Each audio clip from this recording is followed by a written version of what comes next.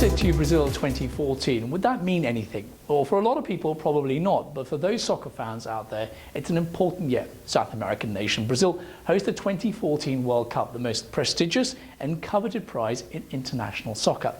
Now, I mentioned the game not only because it's really taken off here in America, but the game will, welcome or otherwise, get extra publicity thanks to one individual.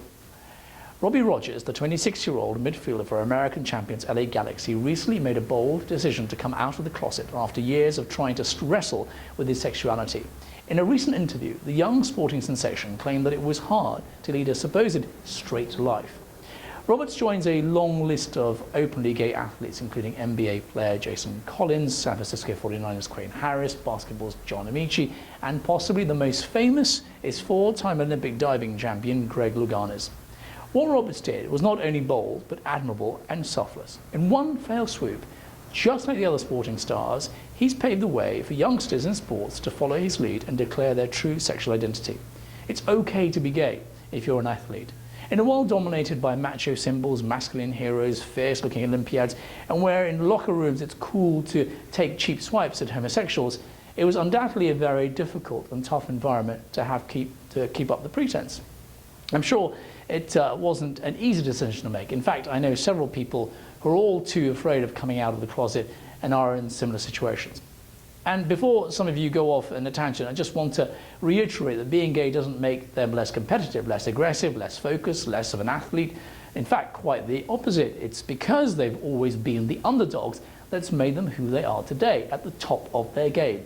If anything, they've become more competitive, more aggressive, more focused and more determined to win. It's like that old adage, when you're the smallest guy in the room, or smallest rather, you've got to shout the loudest. So now we know that gay athletes exist. I wonder how many more there are out there. By the same token, I wonder just how many students in both schools and colleges up and down the country are afraid of coming out for fear of reprisals or facing the repercussions of being true to themselves.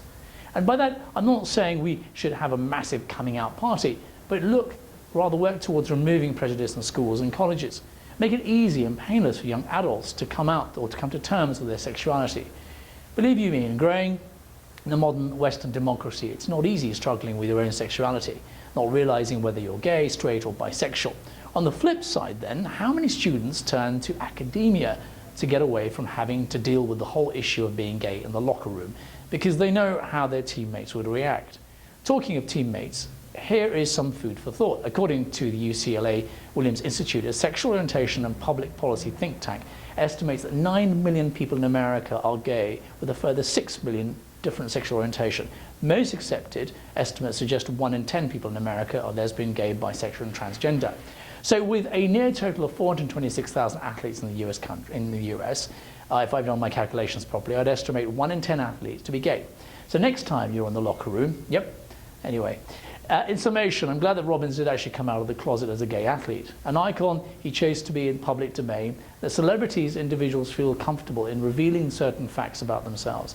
If you're an icon, there's more of an onus on you to step up and do what most people in public life shy away from, and that's being open and honest. So rather than being chastised for their actions, we should praise those in the public eye for stepping forward and doing the decent thing. But unfortunately, there are those in our society who will probably use this as a tool to bash the gay community for confusing and misleading their kids who are already confused and misled. Remember, much of what kids learn at home has a lot to do with how they're brought up. And of course, so in other words, any prejudice children have is a large partly sculpted by their parents.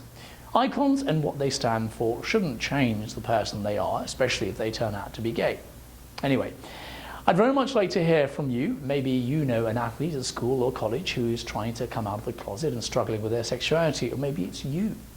Share your experience with us, or if you need guidance or help of any sort, then there are plenty of professionals out there only too keen to help. As always, you can email me here on the program, spotlightamericatv.com.